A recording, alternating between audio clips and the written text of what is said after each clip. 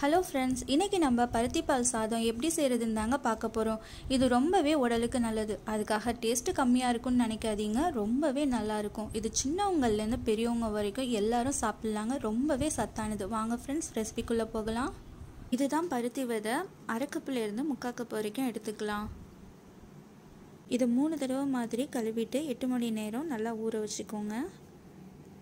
8 மணி நேரம் மாதிரி ஊறிடுச்சு. தண்ணி அதிகமாகவே சேர்த்துக்கோங்க, ஊறி அதிகமாக வரும். இப்போ நம்ம இதை மிக்சியில் அடிச்சிடலாம்.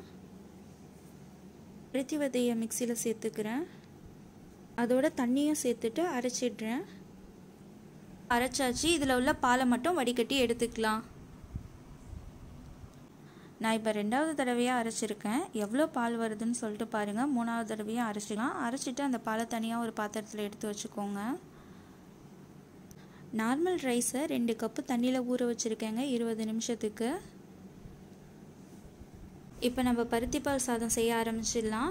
அதுக்கு 2 ஸ்பூன் மாதிரி எண்ணெய் விட்டுட்டு பட்டை, கிராம்பு, ஏலக்காய் அதை 3த்தையும் அந்த எண்ணெயிலே சேர்த்துருங்க. வெங்காயத்தையும் பச்சை மிளகாவையும் இந்த எண்ணெயிலே நல்லா வதக்கிக்கலாம்.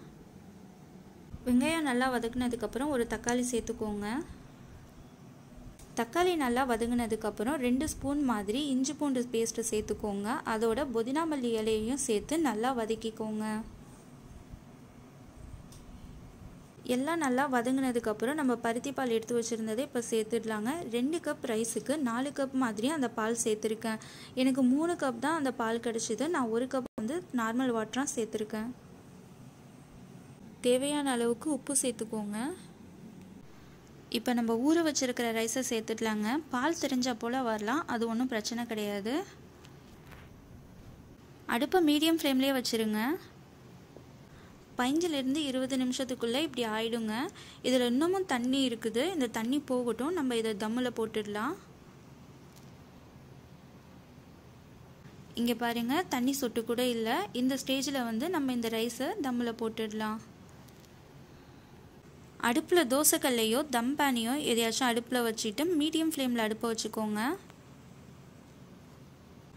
இதில் நம்ம இப்போ ரைஸை வச்சிடலாங்க. வச்சுட்டு 15 நிமிஷம் மாதிரி வெயிட் பண்ணுவோம்.